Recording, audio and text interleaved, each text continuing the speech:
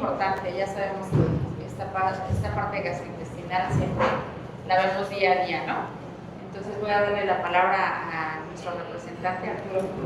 Muchas gracias. Muchas gracias y al laboratorio Ferrer. Gracias, doctora. Doctores, bienvenidos. Nos da mucho gusto saludarlos a nombre del laboratorio Ferrer.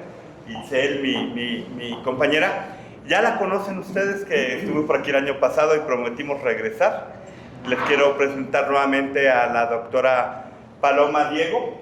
La doctora Paloma Diego Salazar tiene alta especialidad en endoscopía gastrointestinal por el Hospital General de México, especialidad en gastroenterología en el Hospital General de México, es médico cirujano de la Universidad Autónoma de Guerrero y actualmente está adscrita al servicio de gastroenterología del Hospital Regional de Alta Especialidad del ISSSTE de Acapulco, Guerrero. Le damos la bienvenida y muchas gracias por acompañarnos, doctora Paloma. Hola, pues muchas gracias. Siempre es un honor estar aquí cada año con ustedes. No es por nada ni porque ustedes estén aquí, pero son mi grupo favorito de médicos. Me gusta mucho regresar porque son muy participativos. Entonces, el día de hoy vamos a hacer una revisión extensa de la gastroparesia, ¿no?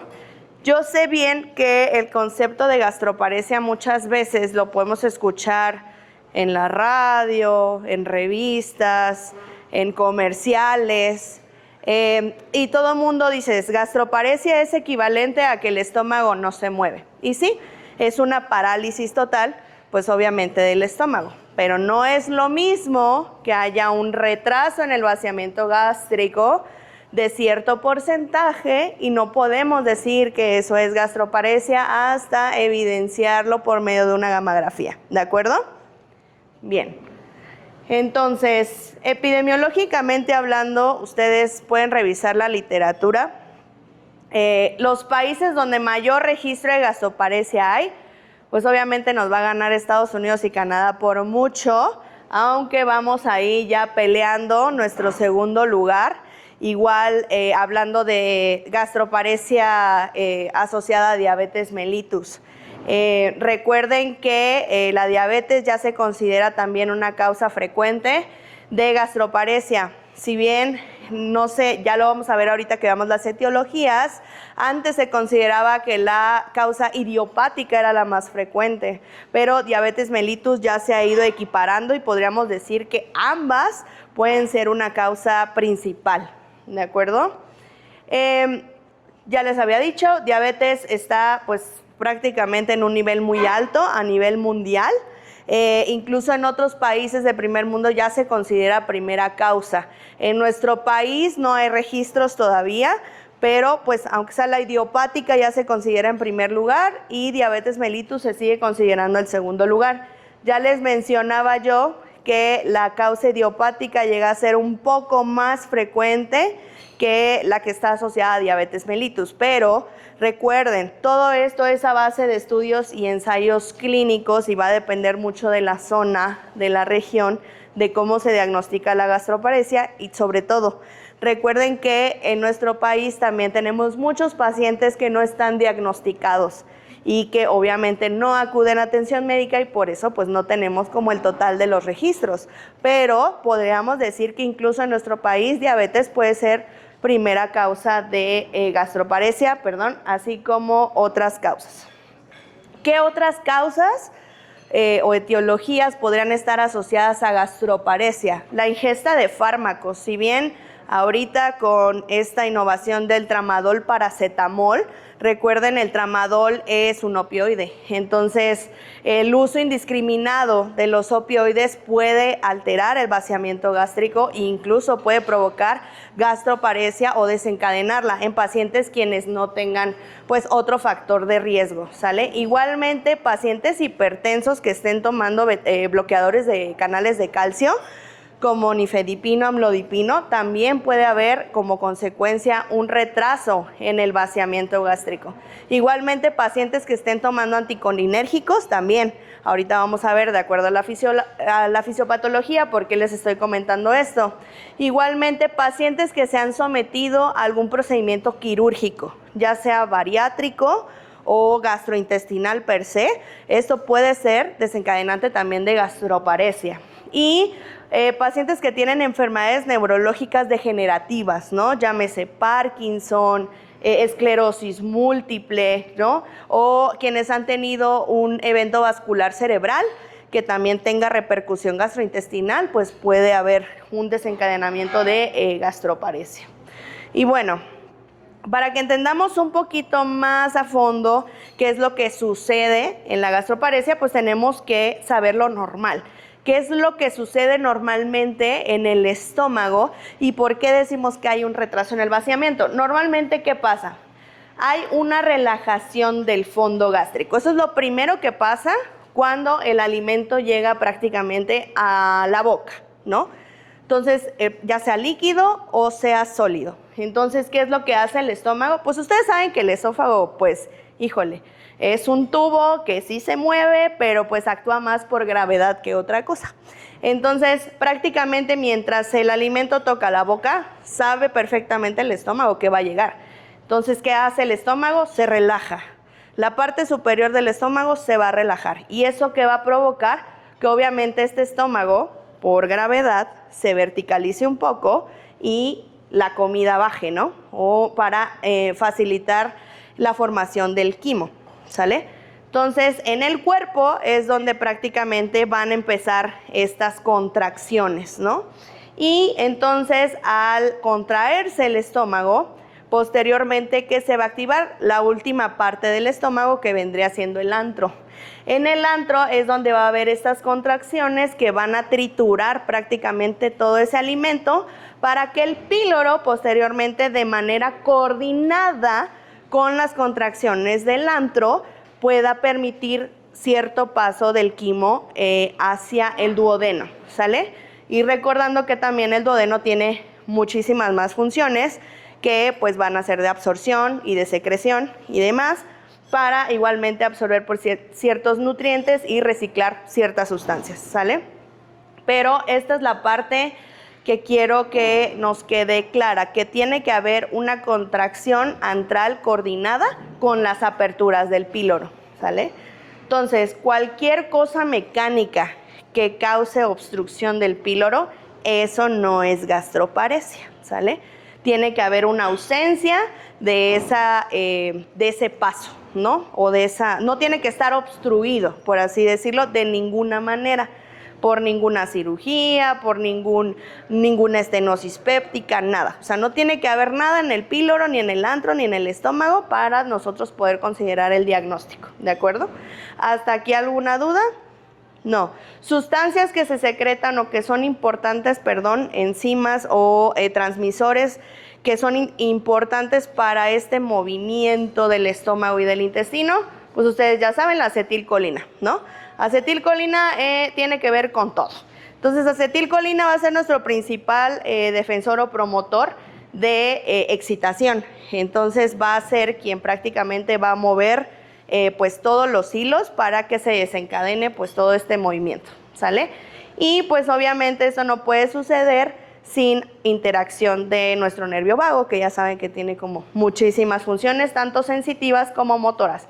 En este caso, pues nos va a ayudar muchísimo más a la cuestión sensitiva de manera aferente y motora de manera eferente, ¿sale? Y entonces, en resumen, después de que ingerimos alimento, tiene que bajar ese alimento por el esófago, el fondo se relaja, el cuerpo se empieza a mover, el antro empieza con estas contracciones y estas contracciones van coordinadas con las aperturas del píloro, para que este quimo esté pasando pues a retazos, ¿no? Como quien dice, o en pedacitos hacia el duodeno, ¿de acuerdo? Eso es lo que pasa de manera normal. Ahora, ¿cuándo se va a ver afectado todo este vaciamiento gástrico? Pues con los factores de riesgo que ya les mencioné. El principal de las enfermedades autoinmunes pues va a ser la diabetes mellitus, pero puede haber otras enfermedades inmunológicas asociadas, incluso enfermedades virales, tanto a nivel neurológico como a nivel gastrointestinal, que pueden causar este retraso en el vaciamiento gástrico. Y evidentemente en primero o segundo lugar también está pues los niveles de glucemia, ¿sale? Esto es como muy importante que nos quede claro. Yo sé que también está la parte idiopática, pero la mayor parte de los pacientes que van a tener gastroparesia muchas veces no está descrito como tal, pero yo siempre les digo, considérenlo como si fuera una neuropatía diabética, ¿sale? Porque pues al final de cuentas se ve también una afectación nerviosa a nivel gastrointestinal. Entonces, si no hay control glucémico, la gastroparesia jamás va a mejorar, ¿sale? Hay daño neuroentérico y autonómico también por estas vías motoras y sensitivas que ya les comentaba, principalmente pues del nervio vago, y esto puede ser por todas estas causas que ya les había comentado, tanto neurológicas, virales, de hiperglucemia, etcétera. También va a provocar pues estas alteraciones motoras gástricas, sobre todo en fondo gástrico, porque ¿qué pasa si el fondo gástrico no se relaja? Pues se mantiene comprimido como hacia arriba, la comida no va a bajar de manera adecuada y entonces no se va a desencadenar esta contracción antral para poder hacer un vaciamiento gástrico adecuado. Ahora, si el antro no se mueve de manera regular y coordinada con el píloro, igual va a pasar lo mismo, va a haber un retraso en el vaciamiento. Y si per se el píloro no abre y cierra de manera coordinada con el antro, esto también va a causar molestias gastroparesia, ¿sale? Y bueno, ya les decía yo, esta parte súper importante de la glucemia. Siempre es lo más adecuado que el paciente esté en control glucémico. Los estudios dicen que pacientes que tienen niveles de glucemia arriba de 220 van a tener por sí solos un retraso en este vaciamiento, ¿sí? Va a haber contracciones anormales del píloro y obviamente va a haber una disminución en el movimiento del antro. Entonces, ¿todo esto qué va a provocar? ¿Cuáles son los síntomas de gastroparesia? ¿Se lo saben? Dolor, distensión, sí, pero el cardinal, que va a decir, este paciente, náusea es uno, pero el más importante es el vómito, ¿sale? Si no hay vómito, eso no es gastroparesia, les tiene que quedar claro. El paciente tiene que forzosamente vomitar, porque eso nos va a dar, obviamente, un dato cardinal de que el estómago está parado y de que no está pasando el alimento hacia el intestino, ¿de acuerdo? Ok. Bueno, esto es un poco repetitivo, son los factores de riesgo, por no dejar de mencionar los quirúrgicos. Esto es como muy importante que lo tengan en cuenta, sobre todo pacientes que se han sometido a cirugías bariátricas, ¿sale? El hecho, por ejemplo, les voy a poner un ejemplo claro, muchos pacientes que se someten a manga gástrica, pues obviamente van a tener cierto grado de retraso en el vaciamiento gástrico y no por eso va a ser gastroparesia. Los pacientes que tienen manga, recuerden que les quitan prácticamente la mitad del estómago, entonces dejan como un tubo, pero en teoría les dejas una parte del antro y les dejas el píloro, entonces prácticamente no tendrían por qué tener una gastroparesia, sin embargo sí la pueden desencadenar, ¿sí? No es lo mismo un paciente que se somete a una manga gástrica a un paciente que se somete a un bypass. Esa es otro tipo de cirugía. Los de bypass no tienen estómago, por así decirlo, prácticamente, ¿no? Les dejan solo un remanente pequeño. Entonces, ahí no podríamos decir que nuestro paciente tiene gastroparesia, ¿verdad? Porque prácticamente no tiene estómago. Entonces, habría que ver qué otros problemas o qué otras causas de retraso en el vaciamiento que puede haber. Por ejemplo, es muy común y nosotros lo vemos muy seguido en endoscopía, que te presentan un paciente posoperado, que te dice que tiene ya un año de una cirugía de bypass y que te dice, no, es que vomita todo y vomita todo. Pues sí, porque a veces los operan, no les diagnostican Helicobacter pylori, se cierra esa anastomosis porque pues les queda un remanente de estómago. Entonces hacen estenosis, hacen úlceras y al haber una estenosis, pues obviamente el paciente no va a comer y va a vomitar todo. Entonces, todas esas cosas siempre hay que tomarlas en cuenta en el interrogatorio. Los farmacológicos como los opioides y la moda de hoy, los GLP-1, ¿no? Yo sé que todos estamos aptos y capaces de recetar, obviamente, los GLP-1, pero yo siempre les digo, si van a recomendárselo a un paciente diabético, Yo les recomiendo que sea un paciente, que tenga buen apego a sus tratamientos, que tenga buen control glucémico y que a pesar del control glucémico y el ejercicio, el paciente no ha logrado perder peso, ¿sale? En ese caso, yo dijera, bueno, va, te voy a dejar el GLP-1, pero hay que decirle al paciente los síntomas gastrointestinales consecuentes de los GLP-1, porque es muy frecuente que justo hagan retraso en el vaciamiento gástrico, los pacientes vomitan, siempre están con náusea, se llenan muy rápido, les da dispepsia, igualmente les da mucha diarrea o se pueden ir al otro lado, les da estreñimiento, ¿sale? Entonces, para que al rato el paciente no venga y es que usted me dijo, y es que usted me dijo, y usted no me dijo nada, yo iba a bajar de peso mágicamente. Entonces, siempre hay que evitar como ese argumento con los pacientes. Enfermedades inmunológicas, el lupus, la amiloidosis, ¿no? Igualmente la diabetes, no está de más siempre repetírselas. Igualmente síndromes paraneoplásicos, hay que tener en cuenta siempre esto. Pacientes que han perdido peso, que tienen dispepsia, náusea, vómito, que han vomitado sangre, no duden en pedirles una endoscopía, ¿de acuerdo? Porque a veces el cáncer de esófago o de estómago temprano o incluso de duodeno pues puede provocar obviamente también síntomas de gastroparesia like, ¿sale? Los posinfecciosos como citomegalovirus, Epstein-Barr y desafortunadamente las mujeres, por ser mujeres, tenemos 70% de riesgo de padecer un evento de gastroparesia o la enfermedad de gastroparesia como tal a lo largo de nuestra vida, ¿sale? Y existen pues muchos otros más. Pero bueno, ya hablando del cuadro clínico, ya les había comentado, este es nuestro síntoma o signo más importante, el vómito. Sin vómito no puede haber gastroparesia, ¿de acuerdo? Si el paciente tiene dolor abdominal, tiene náuseas y ustedes le preguntan, pero usted literal regresa toda la comida que se acaba de ingerir y el paciente dice que no, eso no es gastroparesia. ¿De acuerdo? El paciente tiene que vomitar para que al menos una vez, pero tiene que vomitar, porque si no, simplemente puede ser una dispepsia o un cierto retraso del vaciamiento gástrico, pero no podemos catalogarlo clínicamente como una gastroparesia, ¿de acuerdo? Y ya les comentaba, siempre va a ser posterior a la ingesta de alimentos. Se considera que tiene que ser dentro de las primeras 2 a 4 horas de haber ingerido el alimento, el vómito, ¿sale? Y que tiene que haber una ausencia de una obstrucción mecánica. Puede ser una estenosis pirórica, una cierre de anastomosis, un tumor, ¿no? Puede ser cualquier otra cosa, pero no tiene que haber obstrucción mecánica para que consideremos el diagnóstico. Sí puede haber otros síntomas como náuseas, saciedad temprana, distensión, eructos o incluso simplemente disconfort superior abdominal. Y bueno, endoscópicamente, ¿qué es lo que vamos a buscar nosotros?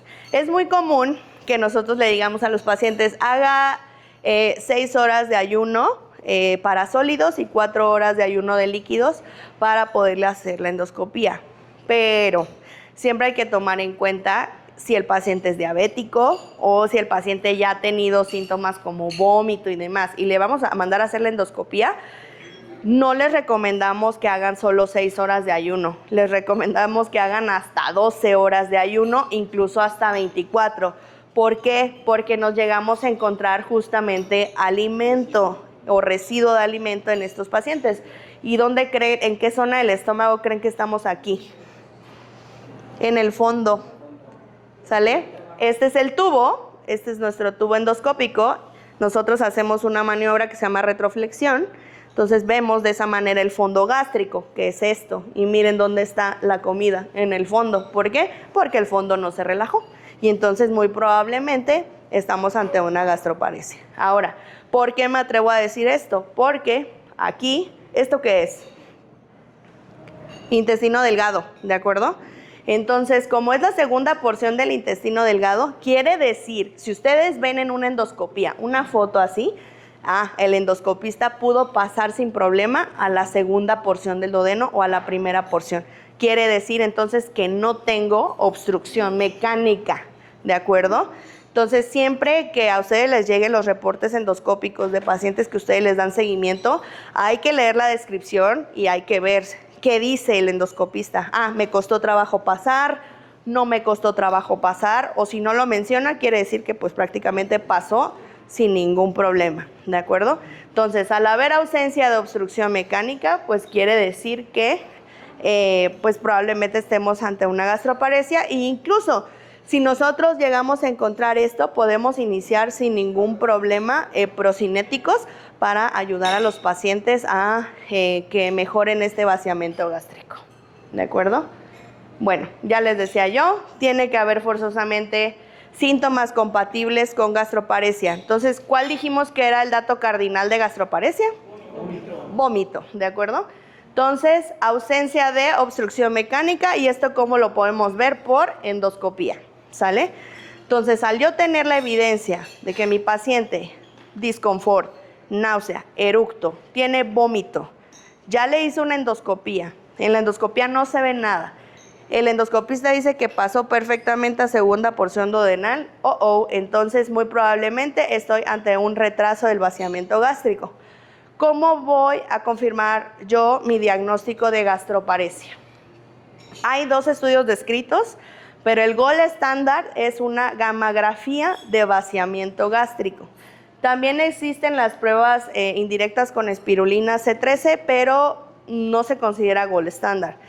Nosotros, para decir que el paciente tiene gastroparesia, forzosamente hay que mandarle a hacer una gammagrafía de vaciamiento gástrico. Estos son o se consideran estudios de medicina nuclear. Hay que enviarlos pues a un centro de alta especialidad, o en su defecto CT escáner. También creo que lo hacen en de Médica Polanco, etcétera, etcétera, ¿no? Hablando de medios privados. Y en hospitales pues de tercer nivel, pues ya sabrán, ¿no? Entonces, ¿qué es lo que hay que ver nosotros en el estudio? O prácticamente, ¿qué es lo importante? Ver justamente el porcentaje de retención a las 4 horas, ¿sale? A ustedes les van a dar un reporte, más o menos, no les van a poner así la tablita, muy seguramente, solamente les van a reportar si vació totalmente el contenido que le dieron de comer, que usualmente es un sándwich de huevo con un tinte, a las 2 horas y a las 4 horas, ¿sale? Si hay un porcentaje de retención del 10% a las 4 horas, eso es gastroparesia, ¿de acuerdo? Entonces, tiene que haber una retención gástrica de al menos más del 60% a las 2 horas y más del 10% a las 4 horas. Recuerden, no vean el porcentaje de vaciamiento, lo que nos interesa es el porcentaje de retención alimentaria, porque eso es lo que nos va a dar el diagnóstico. Para que tengan cuidado, pues obviamente al momento de que lean el reporte de la gammagrafía, porque muchas veces hay reportes de gammagrafía que te dicen, vació a las 2 horas o vació en 1 hora el total. Y dices, bueno, ajá, y a las 2 horas y a las 4 horas, ¿y cuánto tuvo de retención? ¿De acuerdo? A nosotros lo que nos interesa leer de esto es el porcentaje de retención. Entonces, si tenemos un porcentaje de retención de más del 10% a las 4 horas, eso es gastroparesia 100%, ¿sale? ¿Dudas hasta aquí? ¿No? ¿Sí quedó claro esto como de no ver lo del vaciamiento, sino lo de la retención? De acuerdo, ¿sí? Entonces, esto es porque justamente se supone que nosotros, o sea, la función normal del estómago, ya no tiene que haber residuo después de 4 horas de haber ingerido alimento sólido, ¿sale? Entonces, si hay un porcentaje mínimo, aunque sea más del 10%, eso ya es un retraso importante del vaciamiento gástrico. Y ustedes lo pueden ver, los recién nacidos, ¿cada cuánto les dan de comer? Pues cada 3 a 4 horas, pasa lo mismo con el humano adulto. Cada 4 horas, en teoría, tendríamos que estar ingiriendo. Por eso es que los diabéticos también se les agregan colaciones de menor tamaño. Cuando vamos al nutriólogo y nos dicen, no, pues que tienes que comer tus 3 comidas importantes más tus 2 colaciones. Bueno, de aquí viene pues toda esta fisiología natural o normal del ser humano, ¿sale? Ahora, ¿cuándo vamos a decir es una gastroparesia definida? ¿Es una gastroparesia probable o es una gastroparesia posible? ¿Sale? Esas son las tres definiciones que nos marcan las guías internacionales. Entonces, definida es cuando justo ya tengo este vaciamiento gástrico documentado con gamografía y los síntomas son compatibles y al menos ha tenido todos estos síntomas por un periodo mayor a 3 meses, ¿sale? Entonces, hasta que yo no documente por gamografía, yo no puedo decir que es gastroparesia, ¿de acuerdo? Ahora, ¿cuándo es probable? Cuando tengo los síntomas. Endoscópicamente, yo veo que hay retención de alimento, que a pesar de que yo ya le dije, venga en ayuno de 12 horas y todavía el paciente tiene alimento en la endoscopía, bueno, es una gastroparesia probable y que la gamografía pues no se ha realizado, ¿sale? Entonces yo puedo decir, mi paciente tiene una alta probabilidad de tener gastroparesia, pero no puedo decir que la tiene hasta que tengamos la gamografía. Y posible pues que solamente tengamos los síntomas o que por gamografía solo veamos que por alguna razón se la haya hecho, que es raro, que ya tengamos el diagnóstico pero que no tenga los síntomas el paciente, ¿de acuerdo? Esa es una posibilidad de gastroparesia, pero no es lo mismo que hablar de síntomas con el estudio confirmatorio, ¿de acuerdo? Ok, y el tratamiento. Lo más importante del tratamiento y lo que más le va a ayudar a sus pacientes va a ser la modificación en la dieta. No es lo mismo que el paciente se coma una hamburguesa con papas, con un montón de queso, que le ponen Gouda, americano, y todavía le ponen que barbecue y aros de cebolla, y mayonesa, mostaza, catsup, y todavía le echo catsup a las papas, y le pongo más mayonesa, ¿no? Y una coca de vidrio con hielo. Entonces, no es lo mismo. Entonces, pues no es lo mismo que le diga, oiga, pues necesita comerse una porción pequeña, ¿no? Sus 3 huevitos, con una ensaladita, sus verduras, y el paciente le va a hacer una cara, no, pues entonces, ¿qué voy a comer, doctora? Ya no sé qué voy a comer. Entonces, ahí ustedes es donde se tienen que apoyar de nutrición. Desafortunadamente, nosotros estamos para brindar la consulta, para darle consejos médicos, a lo mejor muy superficial. Si alguien tiene la alta especialidad de ustedes de nutrición o alguna maestría, pues para esto les pudiera servir como bastante, porque pueden orientar en la misma consulta al paciente, pero yo siempre los mando con nutrición, ¿sale? Entonces igual los pueden mandar a nutrición y hay que evitar pues comidas abundantes en carbohidrato y grasa y aderezos y demás. Dígame, doctora. ¿Iba a decir algo? Sí, doctora, perdón, es una pregunta un poco cerebral. Ajá. Pero yo sí he tenido dudas. Hablando, por ejemplo, ahorita de este tipo de comidas, ¿no? Hamburguesa, papas, grasosa y demás. Y que justo si tomas agua, imposible. O sea, sí es como de, dame la coca porque sí necesito que baje. Ajá. O sea, sí hay alguna realidad o es un punto de... Ahí te va. Mira, lo que sucede es que si tú lo... Vamos a hacer un estudio, ¿no? Un estudio comparativo. Creo que el gas tiene algo que ver. ¿Y el pH, no, doctora? Y, a nivel sintomático. O sea, el paciente puede sentir cierto grado de alivio porque pues tú tomas el gas y el gas busca para dónde irse, ¿no? Entonces, ¿qué hace el gas? Se va para arriba. Entonces, el eructo hace que pues obviamente salga prácticamente todo el gas que se acumuló con esta retención tanto de alimento líquido, y entonces pues de cierta manera la tripa pues se acomoda, ¿no? Es una teoría que yo tengo. Entonces de cierta manera el paciente siente cierto alivio del disconfort que ya sentía por la retención momentánea, ¿no?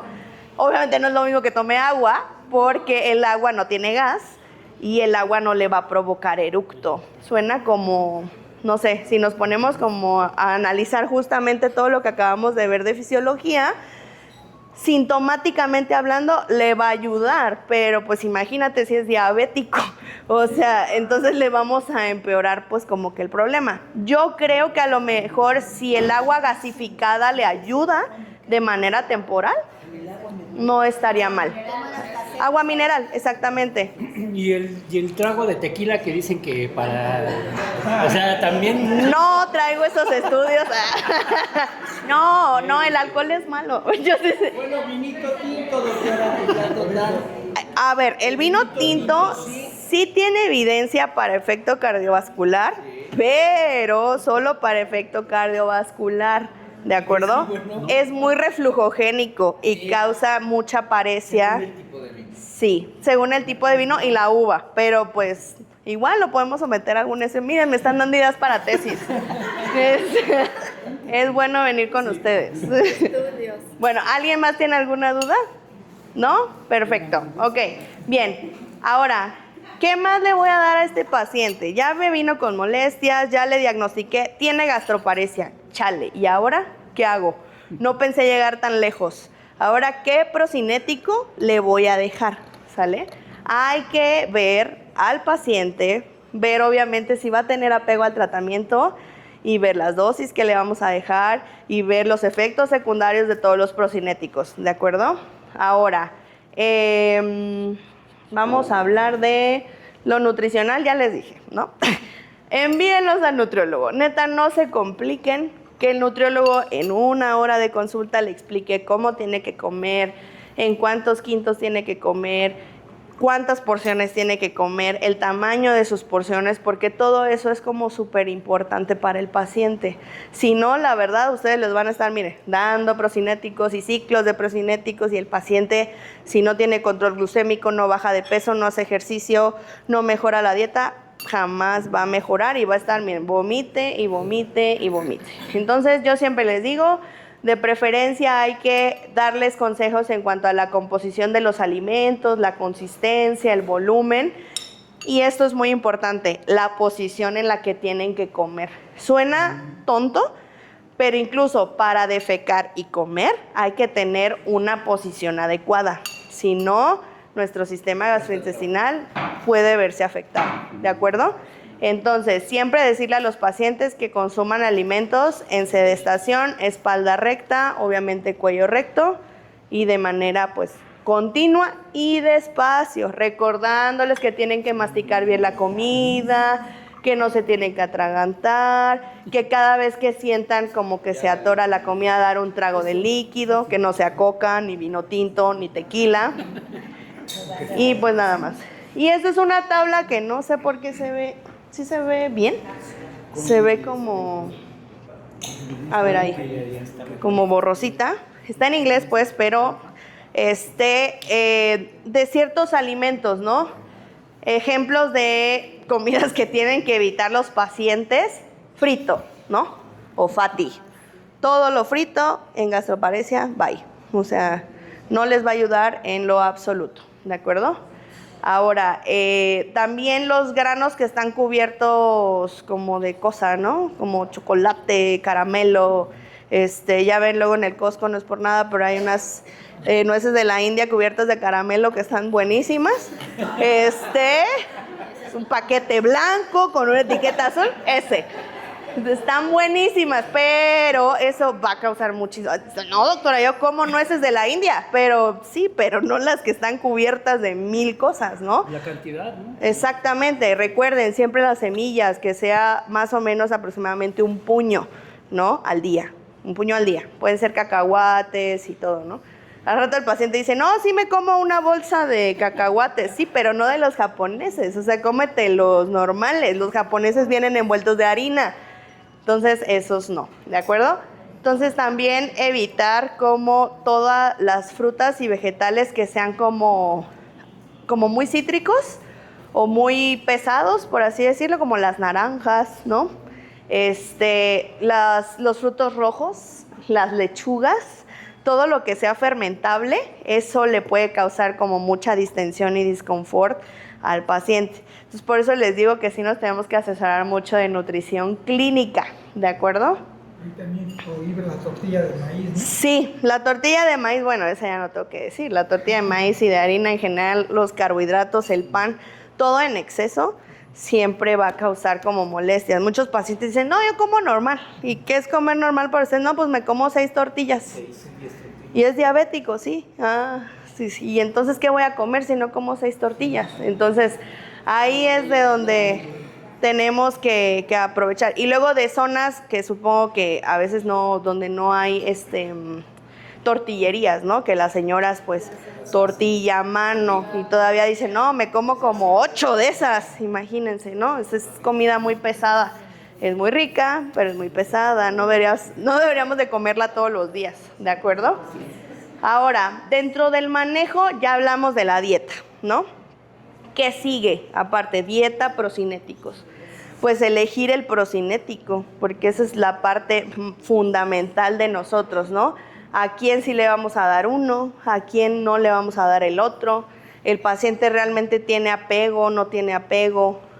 Las presentaciones de los medicamentos, todo eso tenemos que tomarlo en cuenta. Y luego agréguenle que el paciente, aparte de por la gastroparesia, luego tienen reflujo gastroesofágico, porque pues obviamente por estasis luego hacen esofagitis, y entonces no, yo tengo ardor y me duele aquí y aparte vomito. Entonces sí es como muy complejo el tratamiento. Entonces hay que elegir bien el tratamiento farmacológico. Yo sé que las guías, tanto internacionales como nacionales, lo que más va a tener evidencia de los procinéticos va a ser metoclopramida, porque es el más viejo, es con el que más se ha hecho estudios, y por eso es que sale en primer lugar como tratamiento farmacológico de primera línea. Ahora, recordemos, ¿cómo se toma la metoclopramida? Antes de cada día. Y 3 veces al día, ¿no? Entonces, pacientes ya añosos o pacientes muy jóvenes que digan, híjole, no, ¿qué 3 veces al día se va a estar tomando la metoclopramida? Pues ahí hay que ver, ¿no? Ahora, recuerden, metoclopramida tiene efectos secundarios importantes extrapiramidales, ¿de acuerdo? Entonces, en general se recomienda que los procinéticos no se den en periodos mayores a 12 semanas. Entonces, no podemos dar ciclos de procinéticos. Tómeselo cada que sienta molestia. No, te lo vas a tomar 3 meses o 2 meses de manera continua y lo vas a suspender, ¿de acuerdo? Y ya te puedes esperar a lo mejor 6 meses, 8 meses, 10 meses y le vuelves a iniciar un ciclo de procinético. Pero no podemos dejar los procinéticos a libre demanda por el efecto sobre todo de metoclopramida y otros. Y aquí está una vasta lista de procinéticos. Ahora, ¿cuál es mejor? ¿Cuál es peor? Yo siempre les voy a decir, yo sé que las guías, la evidencia, la literatura nos dice una cosa, pero cada uno de ustedes tiene su propia estadística. Ustedes tienen que buscar con cuál procinético le va mejor a sus pacientes de acuerdo a las características, ¿no? Yo sé que la evidencia te va a decir, eritromicina, que no lo tenemos aquí de manera de dosis procinética, y la metoclopramida es lo que dicen las guías internacionales, pero no quiere decir que no haya evidencia de otros procinéticos. Les puedo mencionar muchísimos: domperidona, prucaloprida, itoprida, cisaprida, cinitaprida, incluso hasta tegacerot se llegó a tener en guías clínicas en su momento, después de que ya lo suspendieron por efectos cardiovasculares por mucho tiempo, que ya regresó con nosotros, bendito Dios, para intestino irritable. Pero a esto me refiero, que ustedes tienen que elegir de acuerdo al paciente. Yo les puedo hacer, bueno, ahorita vamos a hablar del levosulpiride, pero yo les recomiendo que sí se fijen, por ejemplo, el mecanismo farmacológico, el sitio principal donde va a actuar, ¿no? Porque gastroparesia, por ejemplo, quien ha probado domperidona o quien ha probado itoprida, pues sí, al paciente a lo mejor le puede ir muy bien, pero, por ejemplo, domperidona actúa más en el plexo mientérico e itoprida igualmente es como más, el problema más como nervioso, ¿no? Como más la resolución de sensibilidad y movimiento. Pero a lo mejor no le puede ir igual a ese paciente con itoprida que con cisaprida o con cinitaprida, ¿no? O incluso con la misma domperidona. Entonces, bueno, no sé si le quieren tomar foto antes de que la quite. Sí, ya. ¿Ya? Perfecto. Y entonces, nosotros ya elegimos el procinético. Bueno, yo decidí dejarle a este paciente metoclopramida, se lo dejé 2 meses y el paciente dice, no, es que yo sentí que no mejore, o sea, no hubo una mejoría.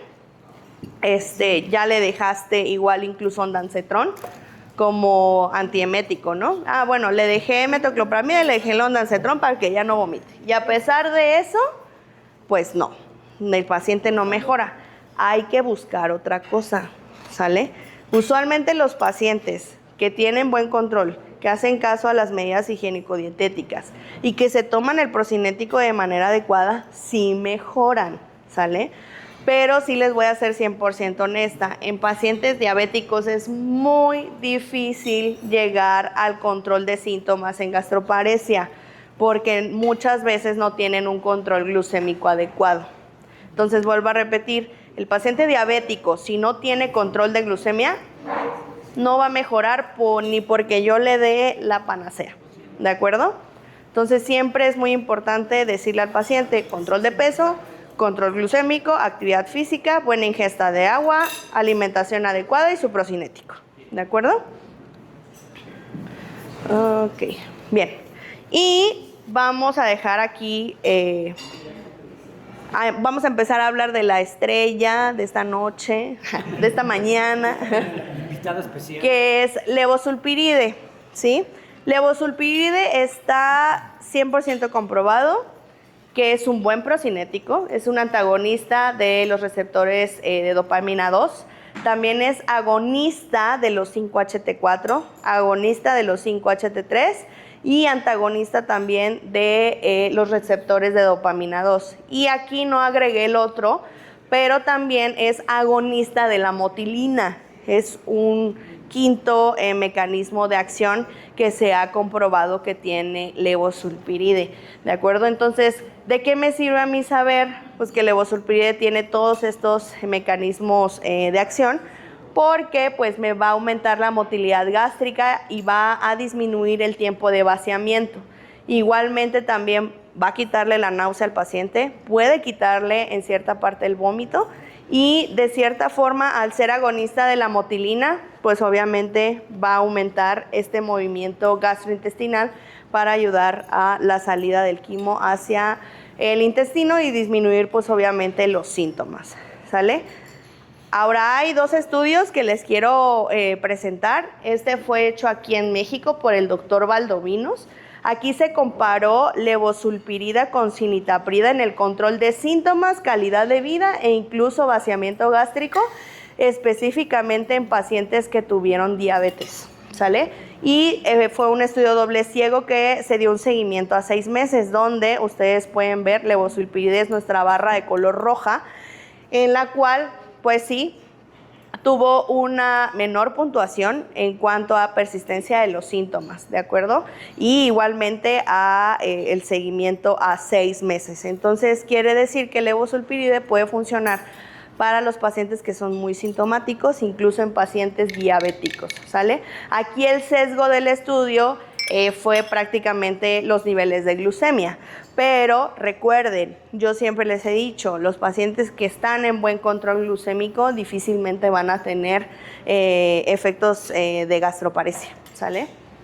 Y como pueden ver igual acá, en las gráficas, levosulpirida está marcada con la línea continua de color rojo y cinitaprida con la línea continua de color azul.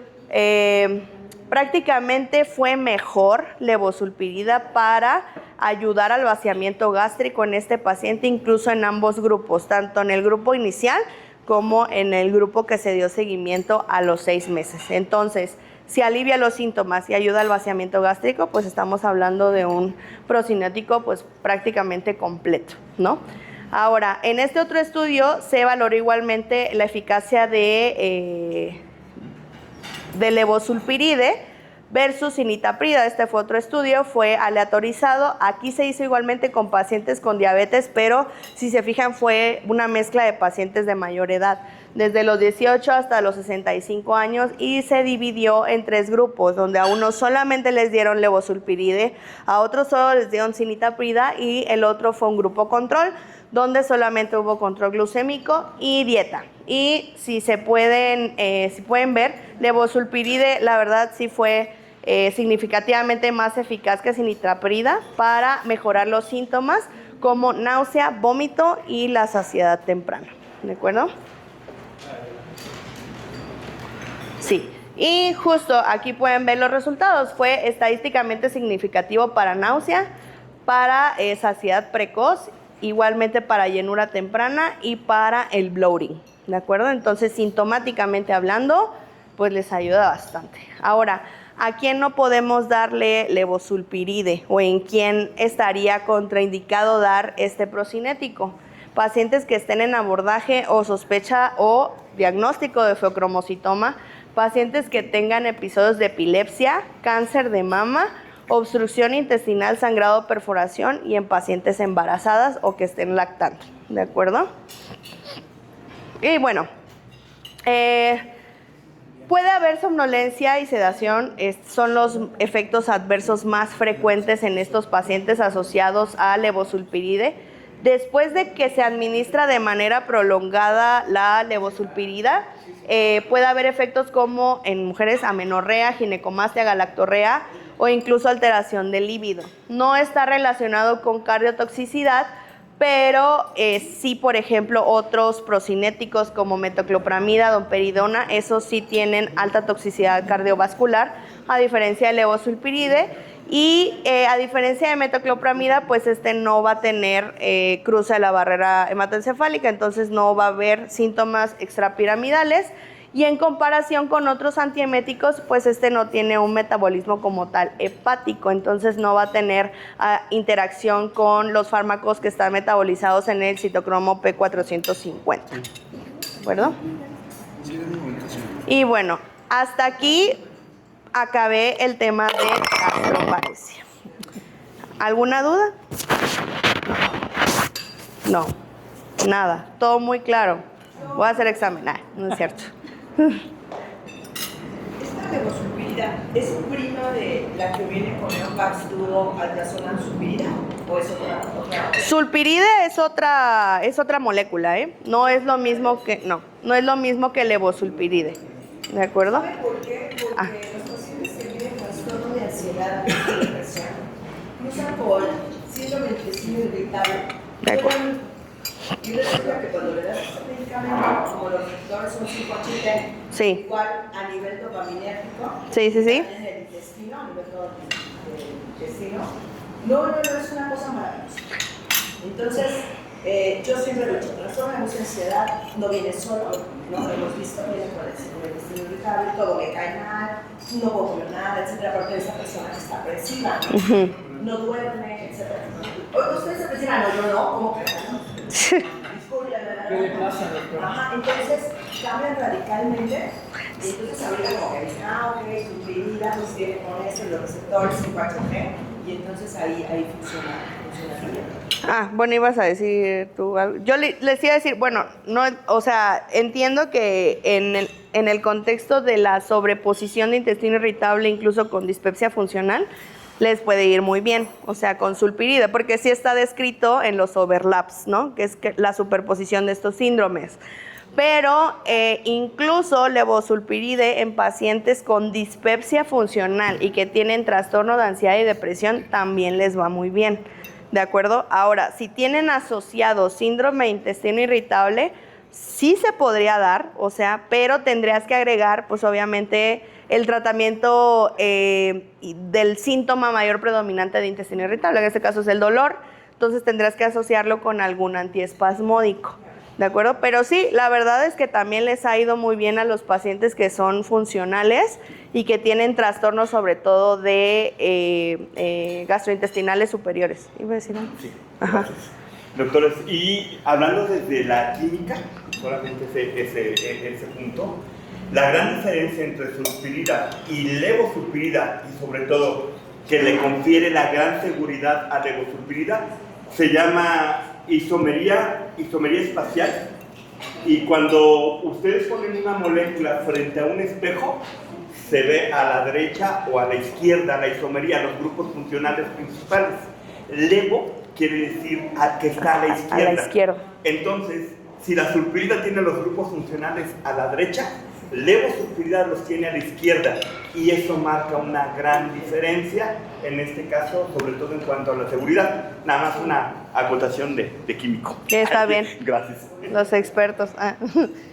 Y pues bueno, no sé si alguien más tenga alguna otra duda, comentario. Sí, doctora, dígame. ¿Perdón? Del levosulpiride. La tableta viene, o el comprimido viene de 25 miligramos. Ese se toma 3 veces al día, ¿de acuerdo? De preferencia sí, antes de los alimentos. Media hora, pero si se toma después, la verdad es que no hay ningún inconveniente, ¿eh? Esa es la ventaja del levosulpiride, ¿de acuerdo? ¿Alguna otra duda antes de pasar a lo que les debía la vez pasada? ¿No? No. Bueno, la vez pasada, creo que fue el año pasado, estábamos hablando, no sé por qué salió, creo que vine a hablar de dispepsia funcional y habíamos tocado el tema del Helicobacter pylori, ¿de acuerdo? Ahora, recuerden que ya salieron los criterios de Roma 5, ya están disponibles en línea, ¿de acuerdo? El consenso de Roma 5 para todos los trastornos funcionales ya lo pueden ver en línea. No ha cambiado, la verdad, muchas cosas. Abordan más la fisiopatología y sí hicieron algunos cambios en cuanto a la presentación de los síntomas, pero hablando puramente de dispepsia, esto no cambió, o sea, no cambió lo del síndrome de distrés postprandial y de dolor epigástrico, prácticamente se quedó igual, pero si se fijan, aquí ponen, hay que hacer diagnóstico diferencial con otras patologías, háblese gastroparesia, porque cuando los pacientes presenten náusea y o vómito persistente, ya sea en distrés postprandial o en dolor epigástrico, ¿sale? ¿Y por qué lo estamos abordando desde aquí?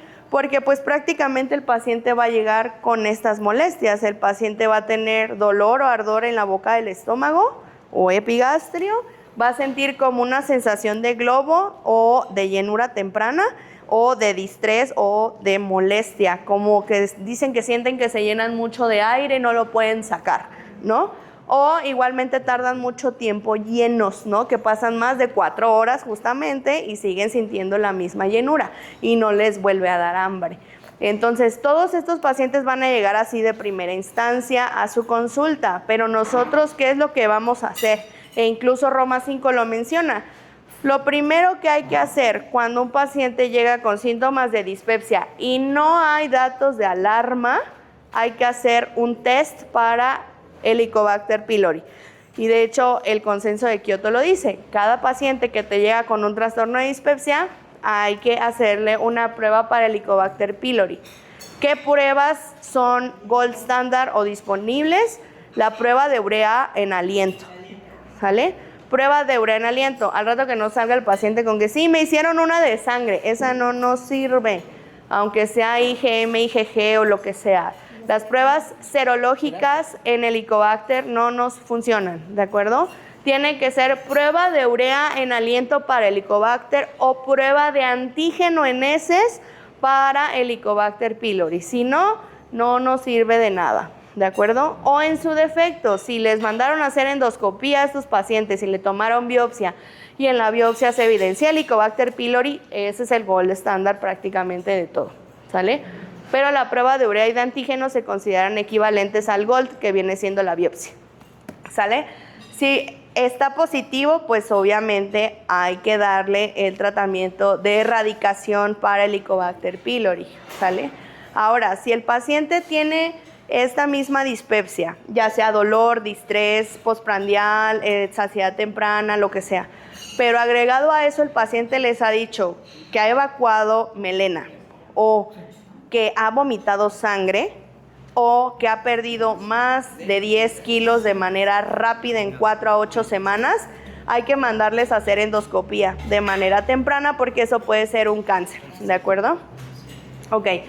¿Cuáles son los tratamientos actuales de Helicobacter pylori? Según el consenso mexicano, el año pasado, que fue el 2025, por el grupo del doctor Remestroche, hay que iniciar con 2 opciones. Puede ser la terapia cuádruple con bismuto, como previamente estaba descrita, o la cuádruple sin bismuto, aunque lo que cambió no fue la dosis. Si se fijan, lo que cambió es que ahora sí ya incluyen a los PCAPs, que en este caso vendría siendo tegoprazán, fexuprazán, que son los que están ahorita en el mercado. No voy a decir marcas, pero tegoprazán y fexuprazán, ¿sale? Y también cualquier IVP cada 12 horas o en su defecto en el otro pues cada 12 horas, ¿no? Recuerden que el resto de los medicamentos en el cuádruple con bismuto puede ser cada 6 a 8 horas y en la terapia cuádruple sin bismuto es claritromicina, metronidazol y amoxicilina cada 12 horas, ¿de acuerdo? Ahora, llega este paciente con esta dispepsia, le mandaron a hacer la prueba para Helicobacter, salió positiva, dice, bueno, necesitamos erradicar, ¿no? ¿A quién sí voy a erradicarle Helicobacter y a quién no voy a erradicarle Helicobacter? ¿Alguien me puede decir? ¿Alguien sabe? ¿A quién sí y a quién no? Al que no va a Sí. tener factor o sea, que no va a estar expuesto a que se vuelva a contagiar, digamos. Podría ser, pero más bien a los pacientes que son sintomáticos, ¿sí? Porque hay pacientes que les van a llegar, mire, me hice este estudio, me dijo X médico y sale una prueba de urea positiva. Ajá, pero usted tiene síntomas, ha bajado de peso. No, ok. Ahora, si el paciente es asintomático, tiene Helicobacter, pero tiene un familiar de primer grado que ha tenido cáncer gástrico o cáncer de intestino delgado, yo en lo personal sí le erradicaría Helicobacter pylori. Porque ese paciente no va a acudir contigo en 10 años, ni va a regresar. Y sí, doctora, me acuerdo que en 10 años me dijo que viniera a hacerme mi panendoscopia de tamizaje. O sea, no. La verdad es que no lo hacen y esos pacientes se pierden. Entonces, solamente en ese contexto sí podríamos erradicar a estos pacientes. ¿Sale? Exactamente. Entonces, ya le dimos el primer tratamiento a nuestro paciente de erradicación. Le vuelvo a hacer, obviamente, la prueba de urea en aliento. Recuerden, tiene que ser 2 a 4 semanas sin ningún tipo de IVP o de PCAP. No importa si el paciente toma malgaldrato, pepto-bismol, o sea, eso no va a modificar si la prueba es positiva o negativa. Lo que sí puede modificar el resultado son los IVPs o los PCAPs. ¿De acuerdo? Entonces hay que decirle al paciente que cuando acabe su tratamiento suspenda el IVP o el PCAP de 2 a 4 semanas y se haga la prueba. ¿De acuerdo? Ahora resulta que el paciente vuelve a salir positivo. ¿Y ahora qué le doy? Bueno, si ya le di de primera opción el cuádruple con bismuto, me puedo continuar con el cuádruple sin bismuto sin ningún problema. Bueno, ciclo de nuevo, ¿ok? Viene el paciente, me dice, oiga, ¿sabe qué? Yo sigo con la molestia. Le haces la prueba de Helicobacter pylori, vuelve a salir positiva. ¿Y ahora qué hago? Si ya nada más tenía estas dos opciones. Aquí nos podemos apoyar de las pruebas de susceptibilidad o lo mandan al gastro.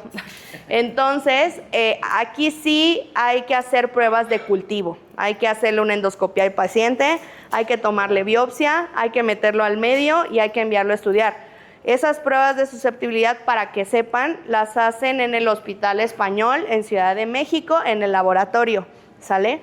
Por si tienen algún paciente, creo que cuesta 2,500 pesos y les dan el resultado en una semana. Entonces, ya ustedes pueden ver ahí el antibiograma y dices, ok, ya es susceptible o es resistente a ciertos tratamientos, ¿sale? Ahora, ¿qué pasa si yo no tengo prueba de susceptibilidad cerca? O sea, no tengo a dónde mandar el cultivo, pues hay otros posibles esquemas. Si por alguna razón no utilizaste el cuádruple con bismuto, lo puedes usar, pero también puedes dar solamente terapia dual cada 12 horas de IVP o PCAP o en su defecto amoxicilina 1 gramo cada 8 horas por un periodo de 14 días, ¿sale? Y pues si le van a tomar foto.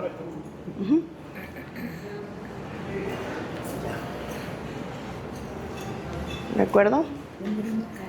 Y bueno, ahora sí, eso sería todo. No sé si tengan alguna duda, ya sea de gastroparesia, de Helicobacter, dudas que tengan de sus pacientes. Yo, doctora, de los pacientes que que están en tratamiento con GLP-1, Sí. Este medicamento les puede ayudar a que se le quiten las molestias, pero lo va a estar tomando igual. Se recomienda que el GLP-1 ya no se suspenda, que ya sea de por vida. Y también la dosis, ¿no? Porque dicen que si ya llega, por ejemplo, el Wegovy parece que es 2.4 la máxima. Y Mounjaro ya creo que van en 16 o 15. Cuando llegan al tratamiento tope, los síntomas van a ser parecidos a una gastroparesia, porque les da lo que nos dijo, les da los de que están en tratamiento. Igual se los vamos a dar, o se le sugiere dárselos igual nada más 3 meses, que lo suspende y vuelva a iniciar. Ahí va. O sea, ese es el detalle del que nadie habla, ¿no? Cuando tú sometes a un paciente a GLP-1, pues tú no puedes contrarrestar con nada eso porque pierde el efecto del GLP-1. ¿Sí me explico? Sí. O sea, es como el estómago va a estar, si me paro, no me paro, si me paro, no me paro. Entonces, ese es el detalle con los GLP-1, ¿de acuerdo? Ahora, yo en lo personal, por eso siempre les digo, o sea, siempre tienen que decirle al paciente que eso va a ser toda la vida. El GLP-1 desde que lo inicias ya no lo puedes suspender, ¿de acuerdo? Y como tú dices, la dosis tiene que ir en aumento, entonces existe el riesgo de que el paciente tenga síntomas toda su vida, ¿de acuerdo? Hay pacientes que mejoran al cierto tiempo, como que su cuerpo lo asimila, lo asemeja, se acostumbran y demás, y hay unos que les va súper bien, pero hay pacientes que les va como en feria, entonces no lo toleran tanto. Entonces ahí sí yo la recomendación que les haría es, si el paciente no tolera el GLP-1, pues no va a ser candidato a que sea un GLP-1. Entonces, si tiene muchos síntomas, hay que enviarlo a nutrición, incluso pueden ya someterlo a candidatura para una cirugía bariátrica, ¿no? O otras terapias, porque sí, la verdad es que sí tienen muchos síntomas gastrointestinales y el hecho de que tú le estés dando GLP-1 y además le das un procinético, pues le contrarrestas pues el efecto prácticamente al GLP-1. Entonces no le veo yo el caso de estarles dando tratamiento sintomático a esos pacientes. ¿De acuerdo? Doctora, ya los pacientes que tienen problemas con el vaciamiento, ¿recomienda alargar el tiempo de comidas? ¿Alargarlo cómo? O sea, ¿cómo? ¿Ayunos? Si no vacían rápido, o ¿Que coma más lento? No. Más bien, por ejemplo, desayunen. Ajá. Como desayunos intermitentes que te dicen, no comas en 2 horas, ¿no? Uy. A que tienen que estar vaciando Ajá. cada 4 horas. Mira, el ayuno intermitente sí es beneficioso a nivel cardiovascular, pero no es para todos, ¿sale? O sea, desafortunadamente, si tú acostumbras al estómago, pues obviamente a comer en menos horas, que estás presionando al estómago en cierta forma a hacer un movimiento como más rápido y a absorber de cierta manera nutrientes de manera más acelerada.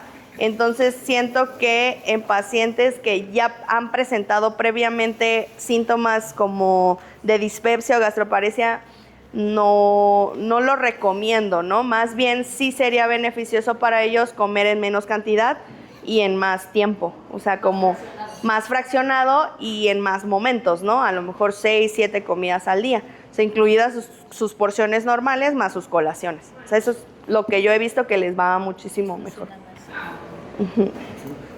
Sí, no sé si resolví más o menos la duda. Sí, de acuerdo. ¿Alguien más? Bueno, sí, dígame. Ahora como los pacientes tienen tanto acceso a tanta información, por ahí me llegó una chica diciéndome, ¿qué sabes de ratatouille, algo así? Ajá. Me puse a investigar, no está todavía avalado para que lo use. Es como la competencia máxima de Wegovy. Ajá. Y los viene como que a quitar, ¿no? Ahí. Para hígado graso. Para pérdida de peso, todo eso. Ajá, sí. Entonces estuve analizando y dices, no inventes, ni la FDA ni nadie lo ha probado, y estos fulanos no sé de qué mercado negro, ya lo están utilizando. Dices que cuesta como 7-8 mil pesos, pero pues a veces me lo consiguen en 3.500, le digo, de eso Sí.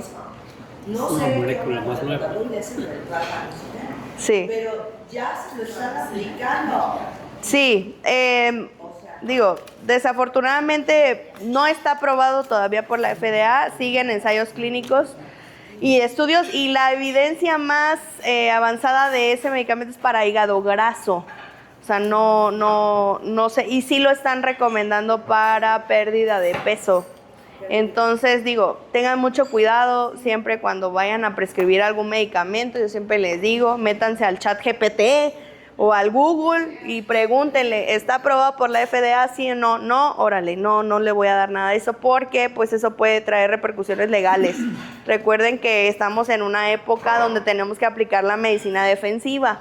Entonces, la verdad, sí tengan un poco de cuidado con eso. Entonces, sí, no, o sea, sí. Sí. Doctora, en pacientes con bulimia, utilizar este medicamento. Mira, bulimia es un trastorno psiquiátrico, ¿no? Yo considero que no.